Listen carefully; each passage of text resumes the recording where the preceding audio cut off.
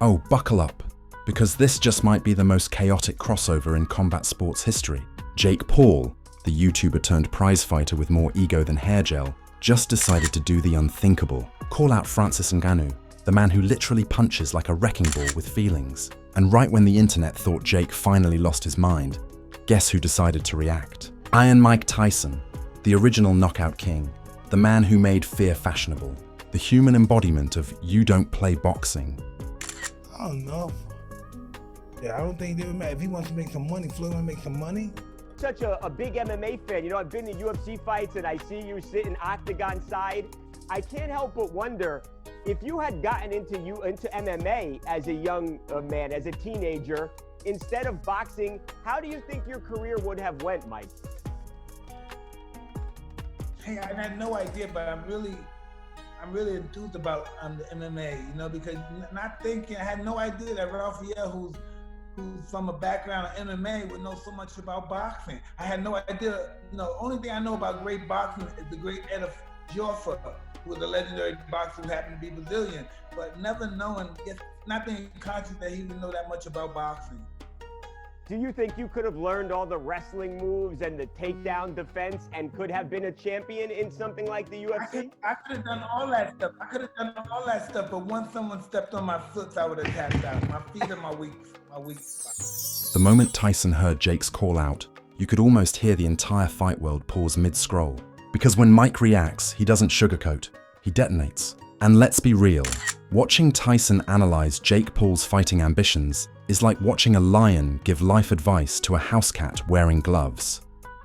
What started as a viral tweet just became a full-blown cultural event. Tweets are flying, memes are multiplying, and Mike Tyson's facial expression alone could power an entire season of celebrity deathmatch. Jake didn't just poke the bear, he called out the entire jungle, and now Tyson's reaction might just be the uppercut heard around the internet. It started like every Jake Paul headline starts, with a camera, an ego, and a sentence nobody expected to hear. The internet was minding its business when Jake Paul stood up during an interview and said the words that could only come from someone either fearless or delusional. Francis Ngannou? Yeah, I'd fight him. Silence. If you have two quick ones, do you have somebody in mind who you might call out after the fight on the 26th? Do you know your next move? I know you're very calculating when it comes to this. Yeah, look, there's a lot of people out there still. KSI says he wants to fight me later on in the year. We'll see if he stops his capping. Nate Diaz is still running around. I think the Floyd fight is still interesting. So there's a lot of names out there after this fight. And speaking of you being the great promoter also, I know Francis Ngannou, he's looking for a promoter. Have you guys talked? We have talked. Yeah. Give me something, Jake. Come on, buddy. Let's go. Yeah, no, the Most Valuable Promotions team, we talked to Francis, and we think we can do a great job for him, you know, and we share the same vision on a lot of things. And so hopefully... The kind of silence that makes Wi-Fi freeze, then laughter, then chaos. Within minutes, the quote was viral. ESPN posted it, memes exploded, and even Dana White's hair follicles started vibrating. Jake Paul, the man who boxed influencers and retired MMA fighters, had now called out a walking sledgehammer. The former UFC heavyweight champion, a man whose punch has been scientifically measured as more powerful than a Ford Escort going 40 miles an hour. And just when people thought it was a joke, Jake doubled down. He posted a tweet that said, "Respect to Francis, but everyone bleeds. Even lions." The internet nearly combusted. One fan wrote, "Jake Paul talking about lions while wearing a gold chain from Etsy is peak comedy." Another tweeted, "Francis doesn't just punch, he teleports people to their ancestors." That's when Mike Tyson entered the chat. The same Iron Mike who once said, "Everyone has a plan until they get punched in the mouth." The same Tyson who sent men into retirement with one swing. The legend whose shadow alone has more fighting credibility than Jake's entire career. When Tyson reacts, it isn't just commentary, it's prophecy. Word spread that Tyson had seen Jake's interview clip. A reporter asked him about it outside a gym in Las Vegas, and Tyson's face said everything before his mouth even opened. He gave that trademark smirk, the one that looks half amused and half somebody's about to get hurt. Then he said, Jake Paul better stop before he ends up in a hospital documentary.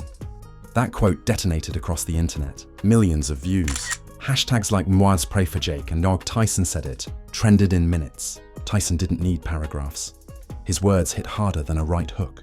Within hours, every sports page had headlines screaming, Mike Tyson warns Jake Paul after Ngannou callout. YouTubers turned the clip into reaction gold. One influencer joked, when Mike Tyson says you'll need a hospital, he's not guessing, he's scheduling. Jake, of course, pretended he wasn't fazed. He posted a video training in slow motion, throwing punches like he was in a movie trailer. The caption read, "Fear is fuel." But the comments section had no mercy. That fuel about to expire, one said. Another, "You'll need diesel if you're fighting Ngannou, bro." Meanwhile, Francis Ngannou himself finally responded. In his calm, stone-cold voice, he said during an interview, "If Jake wants to fight, I'll make it quick." The internet screamed. Tyson laughed. Reporters couldn't print fast enough, because this wasn't just another call-out anymore. It was a generational meltdown. A social media celebrity was challenging a man who used to fight poverty and lions in Cameroon before he ever touched a boxing glove. I want you to fight Jake to replace Javante. I'm like, who's Jake? I was so confused, I wasn't expecting that at all. And he said, yeah, Jake Paul, he's fighting. I'm like, no, bro, come on, don't disrespect me like that. And then they even say they even come out after and say, and what if the number are good? He sent out some number. I'm like, it's not about the number. If it was about the number, we could have started up. I would have told you. Mike Tyson, seeing the circus unfold, sat down for a podcast that same week and went off. He said, I love Jake's confidence, but he's confusing courage with chaos. Francis ain't YouTube beef. Francis is physics. The host laughed nervously, while the internet rewound the clip 10 times. Fans quoted Tyson like gospel. Francis ain't YouTube beef became the newest meme of the week. Every outlet wanted Tyson to elaborate. He didn't. He didn't need to. That one sentence carried more weight than Jake's entire fight resume. Then came the press conference snippets. Jake walking around saying Tyson was old school and that the new generation moves different. He told reporters, if Tyson can fight Jake Paul in his 50s, I can handle Ngannou in his 30s. That was it. The disrespect alarm went off. Fans flooded timelines calling him delusional deluxe. One headline said, Jake Paul calls Mike Tyson ancient after calling out Ngannou. Bold words from a man who once lost to Wi-Fi buffering. Tyson, hearing that, responded the way only he could. Calm. Deadly. Old school's the reason you still have a school. Boom. The knockout line before the match even happened. By now, YouTube channels were spitting out theories. Was Jake trolling?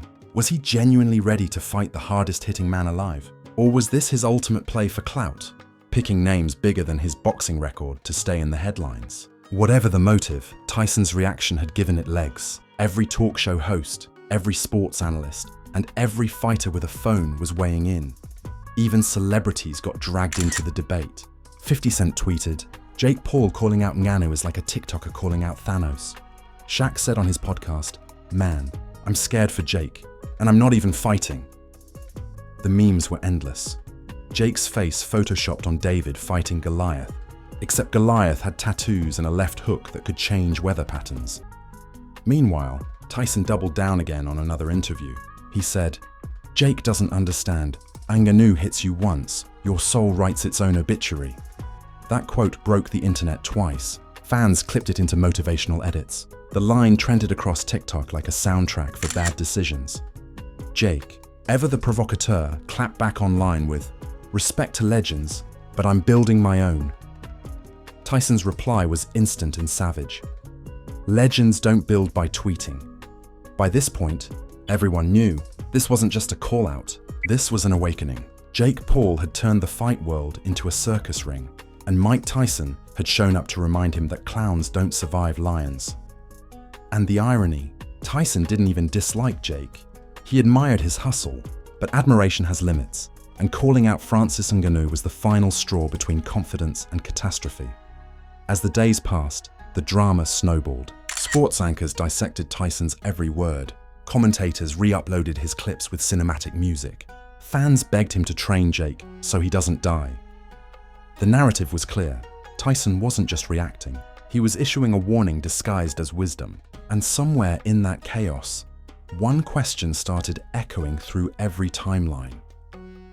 What happens when viral fame finally meets real violence? Because if Jake truly steps in the ring with Ngannou, he won't be fighting for views anymore. He'll be fighting for consciousness. And Tyson, he's already called it. The man doesn't predict outcomes.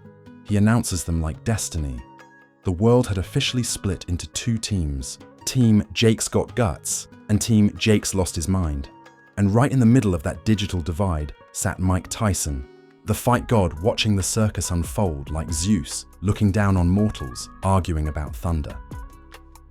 The morning after Tyson's quote went viral, the internet had already turned it into religion.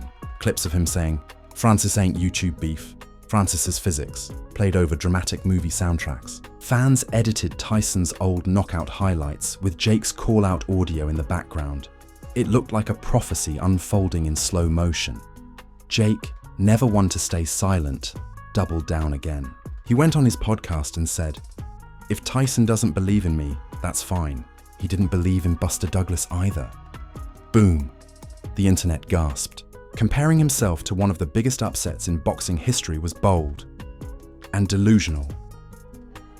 Within an hour, Tyson's old fans flooded the comments. One wrote, "Buster Douglas had skill. Jake Paul has Wi-Fi." Another said, "Tyson didn't lose that fight. He just left early out of boredom." The savagery was elite, and then came Tyson's full reaction. Sitting on his hotboxing podcast, smoke swirling, eyes squinting, voice low like a thunderstorm warming up, he said, "Jake's brave, but bravery without experience is just suicide with a marketing plan." The entire room froze. The co-host choked on his drink. Within seconds, that quote became a viral soundbite used in every edit across TikTok. But Mike wasn't finished. He leaned forward, hands folded, and added, "Francis Ngannou ain't gonna fight you for fame.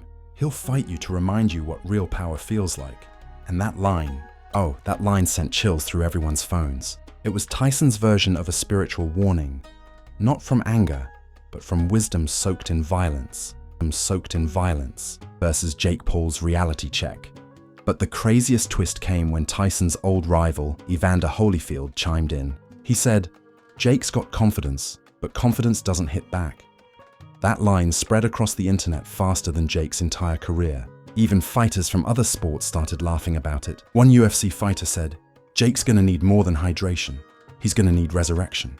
The memes reached biblical levels. Someone posted a photo of Ngannou standing next to a tank with the caption, "Jake's next opponent warming up." Another meme had Tyson's face photoshopped on God handing the 10 Commandments, but instead it said, "Thou shalt not call out Ngannou."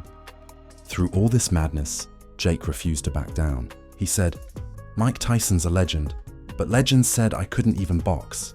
Now look where I'm at." Tyson's response was simple, chilling, and unforgettable. "Look where you're at now, and look where you'll be after Francis." Boom. Tyson didn't need to yell. He just spoke truth with the weight of history behind it. As the feud gained steam, promoters started seeing dollar signs. Rumors spread that Jake was already in talks to make it happen. Insiders whispered that he'd offered Ngannou $20 million to step into a ring. Ngannou's response? $20 million for what? His funeral. Fans screamed in laughter. Tyson commented on that too. "Francis doesn't fight for money," he said. "He fights because he can. And that's what makes him dangerous."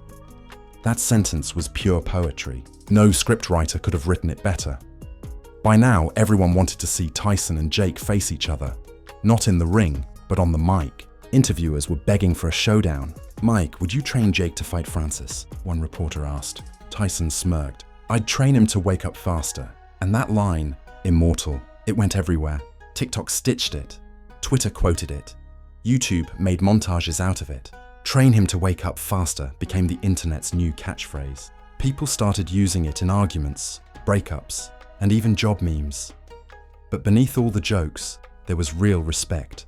From Tyson, from Ngannou, even from the fans who laughed the loudest. Because behind the insanity, Jake had done what no one else could. He'd united the internet in collective disbelief. The tension reached its peak when Jake and Tyson appeared at the same charity event in LA. The crowd lost its mind. Phones up, flashes everywhere. Tyson walked by calm, confident, smiling like a man who's seen it all. Jake walked up, extended his hand and said, "No hard feelings, champ." Tyson looked him dead in the eye and replied, "Ain't no feelings in fighting." Cameras exploded. The clip went viral in seconds. 2 worlds, 2 generations, one unforgettable moment. By the next morning, every outlet had the same headline: Tyson and Jake Paul, face to face after Ngannou drama. Analysts broke it down like it was the Cuban Missile Crisis. Body language experts zoomed in. Psychologists made reaction videos. The internet was officially drunk on testosterone and headlines. It was perfect chaos, and it was far from over. Because if you thought Mike Tyson's reaction was wild, wait until you see what came after the cameras stopped rolling. By the time Tyson and Jake walked out of that charity event, the internet was already exploding. Millions of views, memes, headlines. Everyone was analyzing every millisecond of that handshake like it was a secret government code. But behind the smiles and the flashing lights, the energy was crystal clear. Mike Tyson wasn't impressed, and Jake Paul wasn't backing down. The next day, Tyson broke his silence with one line that hit harder than any punch. "Jake's got potential, but Francis Ngannou doesn't care about potential. He breaks it." The clip went nuclear. Tyson's voice became the soundtrack to every edit online. Fans paired it with slow-motion footage of Ngannou flattening people like movie villains. Within hours, Tyson was trending again. Sports media called it the quote of the year. Podcasts replayed it. One commentator said, "When Tyson speaks, it's not gossip, it's gospel." Jake tried to brush it off. He went live on Instagram, flashing his new custom gloves that read, "Problem Child Forever." "I'm not scared," he said, smirking. "People said I couldn't beat Woodley. People said I couldn't last against Fury, but I did." The comment section turned into a roast battle. "Woodley ain't Ngannou," one user typed. "You last against Fury because he was bored," said another.